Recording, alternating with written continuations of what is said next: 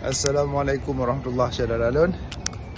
Nyo laporan dari Sydney, Australia. Syederalun masyarakat Aceh di Australia melaksanakan sholat Idul Fitri 1443 Hijriah di Lamkeba Sport Club Community Hall Sydney, Australia pada Senin 2 Mei 2022. Dihadiri ratusan masyarakat Aceh, khususnya yang bermukim di Australia, termasuk mahasiswa dan beberapa warga Libanon serta Bangladesh. Tengku Muhammad Nazar Abdullah, Ketua Aceh Australian Society atau AAS, mengatakan kepada Serambi On TV pada Senin 3 Mei 2022 bahwa gedung yang selama ini digunakan sebagai tempat beribadah sudah tidak sanggup menampung jamaah, sehingga menjadi bahan evaluasi untuk mencari gedung lain yang lebih memadai karena setiap tahunnya masyarakat Aceh di Australia semakin bertambah.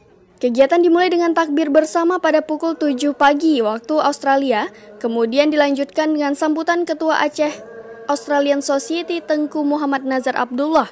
Acara selesai pukul 11.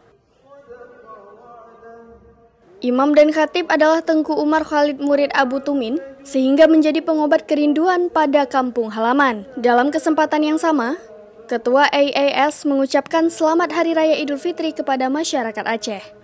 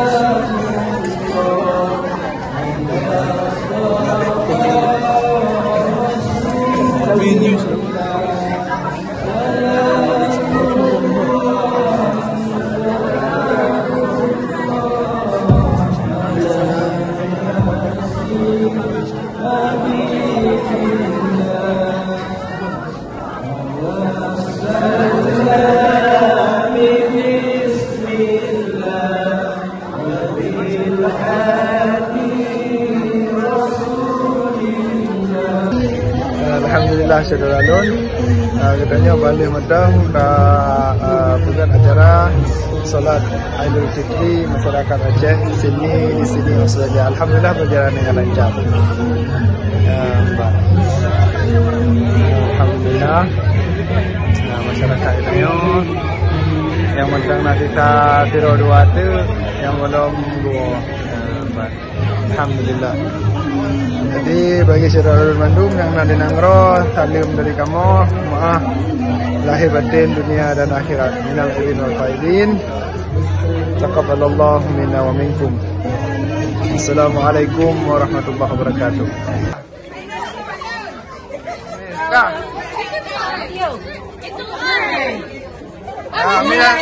Minal aidin wal faizin.